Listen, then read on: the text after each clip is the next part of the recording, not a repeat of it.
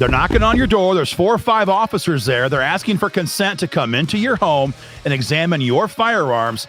Your chest is in your throat. You're scared. Would you know what to do if the ATF wants to come into your home? Guys, watch this video, get the education you need, and join the fight for freedom today.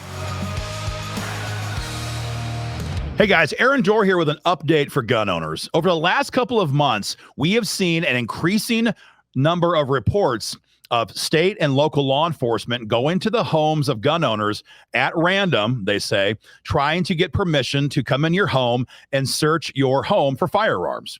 What we've seen in the past from the ATF is a request to match up the serial numbers of the firearms in your home with the guns reflected on your 4473 form. Side note, make no mistake, they have a complete list if you bought your guns from an FFL dealer. So what a lot of people have been asking us over the last couple of months now, what do I do if that happens? I'm sitting there as the guy in Delaware was several months ago, enjoying a late breakfast with his family. The ATF, with multiple heavily armed officers, agents, comes to my door with local law enforcement, and they are aggressively trying to get consent from me to let them into my home. What do I do? What do I do? Guys, we're proud to give you a top 5 list of things you must do and must not do if that happens to you. I'm going to break that down for you guys momentarily. This is all part of the response that we have to be very clear on as gun owners against the new America that we live in today. There was a time when even asking the question about the feds coming to your door, inspecting your guns, people would laugh at you. But this is a different America now. We're now under the Biden crime family version of America.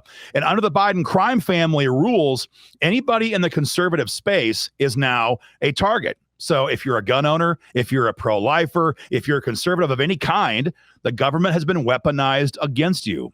That's why we're seeing 5 a.m. raids by the FBI of peaceful pro-life leaders' homes with machine guns put in the face of young children. That's why we're seeing gun stores that have been in operation for decades raided by the ATF with overt hostility on a surprise random audit. This is intentional stuff. And they are trying to intimidate all of us into meekly complying with the radical left's agenda on all the issues. And so this is more and more becoming a reality that we must all be prepared for. So if this happens to you, what do you do? Before I give you the list, I want to make sure that everyone has a clear grasp of the Fourth Amendment. There are many people that simply might not know, do you have the right to resist the government to not let them into your home or not? Because you're not taught this stuff in school these days. We're just not. So without further ado, I want to read the Fourth Amendment to you in its entirety, because in case you don't know, you absolutely have the right to tell the government, no, they may not come into your home. They may not come into your car. They may not come into your cell phone to search it unless they have a warrant. Here is the Fourth Amendment. The right of the people to be secure in their persons, houses, papers, and effects against unreasonable searches and seizures shall not be violated, and no warrants shall be issued but upon probable cause, supported by oath or affirmation, and particularly describing the place to be searched and the persons or things to be seized. What does that mean? It means that our founding fathers just came out of a system of government where the king could simply point to somebody and deem that person a political opponent and turn his life upside down. His men could come, storm your castle, search your property, and toss you in prison simply because the king ordered it. And so our founders said, not in America. We're going to have a requirement that there be a search warrant issued by a judge that specifically says what the government's looking for and where they can look for it before we're going to have the government go into somebody's home. That's what the Fourth Amendment says. There must be a warrant before the government can come into your home. Now, there's various kinds of warrants, right? There are search warrants. There are arrest warrants. There are other types of ways the government can get in there. But if they don't have a warrant, they are reduced to consent. That means you have to give them permission to come into your home to search it. If you don't give that permission, and if they don't have a warrant, guess what? They cannot come into your home. I want to say that again. If you do not give them consent and they do not have a warrant, and I guess the third way would be obvious probable cause, visible probable cause that a crime is being committed, the government cannot come into your home to search for anything, including your firearms. So you have to steel yourself in your gut to say, I'm never going to give the government consent to search my property. And I want to be clear, I'm going to say home in this video. This applies as well to your car. It applies to your cell phone. It applies to your effects, to your papers, as the amendment says. All of your possessions, they are yours to protect. The government may not search them, may not seize them unless they have a warrant or you give them consent. So with that context, I'm going to give you the top 5 list we promised you. Number 1, what to do if the government comes to your home and wants to inspect your firearms. Number 1, never respond with anger. Never respond with anger. Look, I get it. As a man, as a conservative who cares about freedom, the idea that the feds, the ATF, FBI, DOJ, or even local law enforcement would come to my home and try to bully me into giving them consent to search my firearms, it fills me with a righteous indignation that borders on anger. You have got to choke that down if you're in the middle of a situation like this. If you respond with anger against a government official, it's not going to end well in the situation. Do not respond with anger. I want to be clear. If they have a warrant, they're not going to ask for consent. If they have an arrest warrant, they will arrest you and they'll use force to do it. If they have a search warrant, they will search your home and they will use force against you to do it. We're talking about consent-based searches. If they come to your home and say, hey, can we come inside and inspect your property and make sure your guns are all here? In that case, they do not have a warrant and do not respond with anger.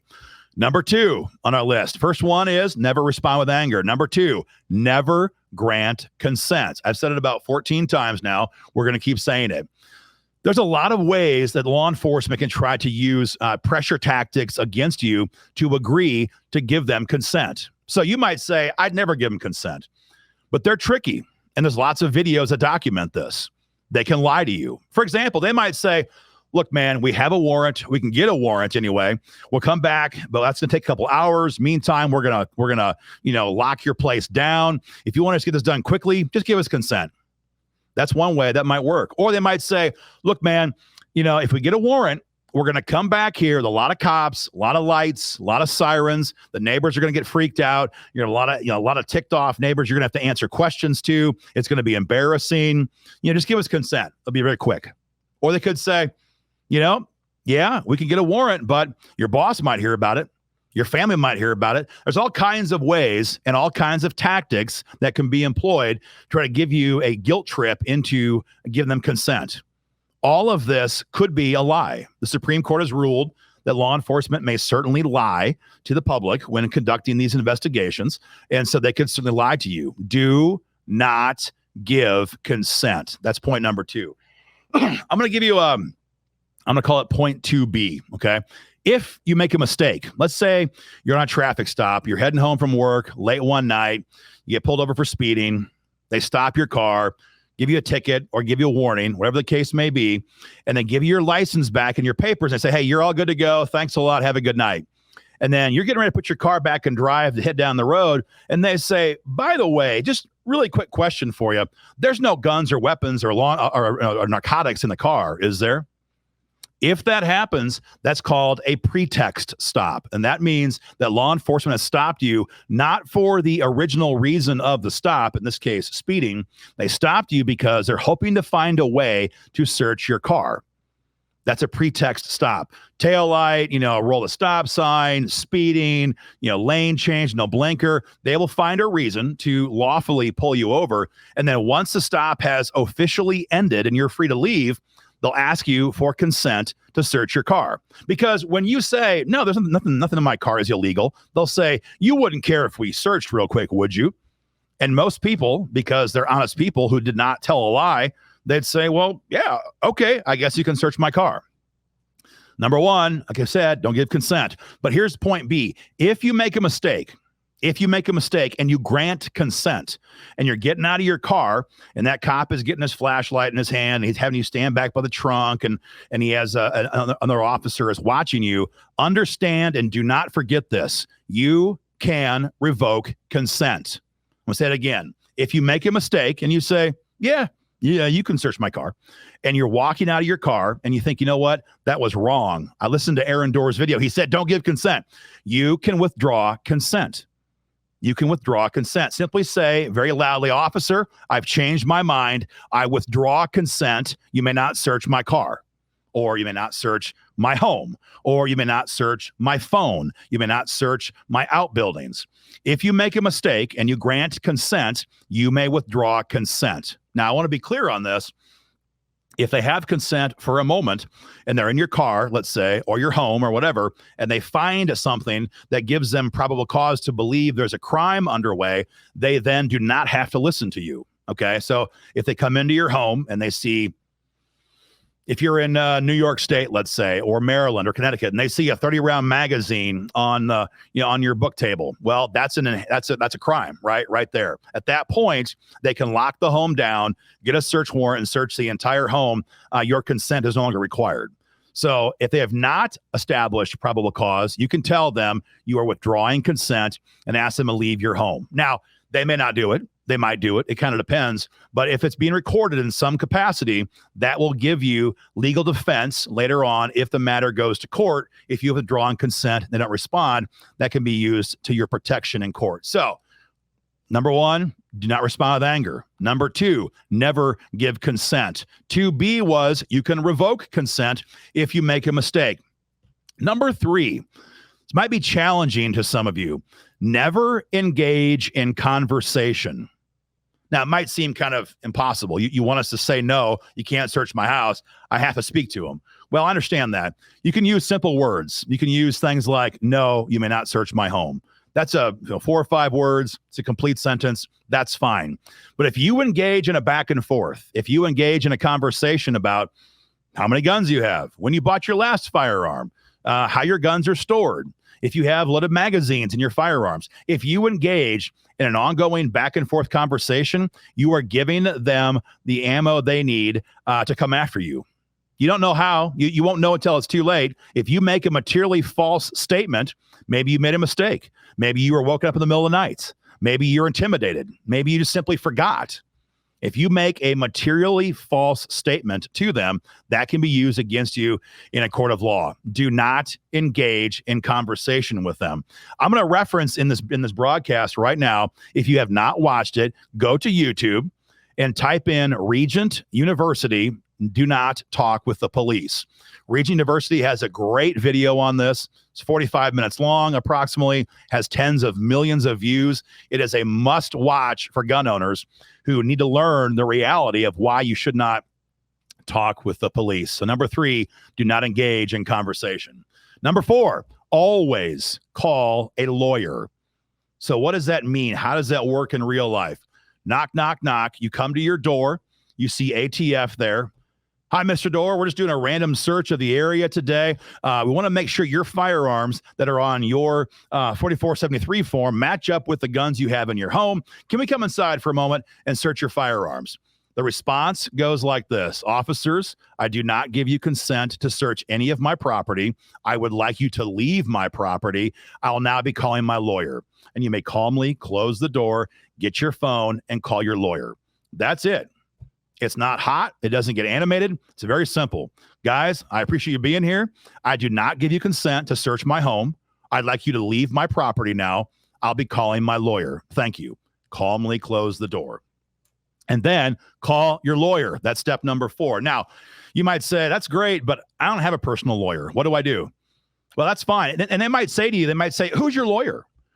That's a common response. Who's your lawyer? If they ask that question, revert to question number 3, which is never engage in conversation with law enforcement. Just simply say, you'll hear from him, and close the door. Very simply. Now, if you don't have a lawyer, you can get back in your home, close the door, and freaking Google and call yourself a lawyer, right? You don't have to have a lawyer on retainer to call a lawyer. Any lawyer is better than no lawyer if you're involved in a situation like this. So number 4, call a lawyer. And number 5, last but perhaps most important of all, record everything. Record everything. Some people have Ring door cameras. Those are very effective for these situations. If you don't, simply have your phone, turn it on, put it on video mode, and hold it in your hand and record everything. And they might say to you, are you recording us? You say, absolutely, I am. You don't have to deny it. Don't hide it. Just say it, yes, and move on. They do not have any way, any reason, any authority to make you stop recording, but you must have an independent record of what happened in that conversation, because if it goes south, if they come into your home without having consent, that phone, that video can document what was said during that encounter. Because let me be very clear with you, your word against their word is not a fair fight. If you go to the judge and say, Your Honor, I told them this, and they say, Your Honor, he said the opposite, the law enforcement officials will win that debate. Pure and simple, that's the way it works. So you must record everything if that happens. And that way you have an independent record of what took place. Now, once that's done and the situation has resolved itself, forward that video to a lawyer if you have one, or to a buddy if you don't. In other words, you want to make sure that video is not left solely on your phone. Get that offsite, get it to counsel, get it to a friend, get it somewhere to protect that in the event this matter they come back with a search warrant. You want to document what happened. If they confiscate your phone, you would lose the ability to do exactly that. So, in review, it's a new America. The Biden crime family is calling the shots, and conservatives, especially gun owners, are being attacked by weaponized law enforcement agencies in ways we've never experienced in this country. If this happens to you, number 1, do not respond with anger. Number 2, do not give consent. Number 3, do not engage in conversation. Number 4, call your lawyer. And number 5, record everything. Guys, that's what you should do if it happens to you. If this happens to you, reach out to us. Make sure we hear about this. We'll help you guys any way we can. In the meantime, hit the link below and join the fight for freedom today.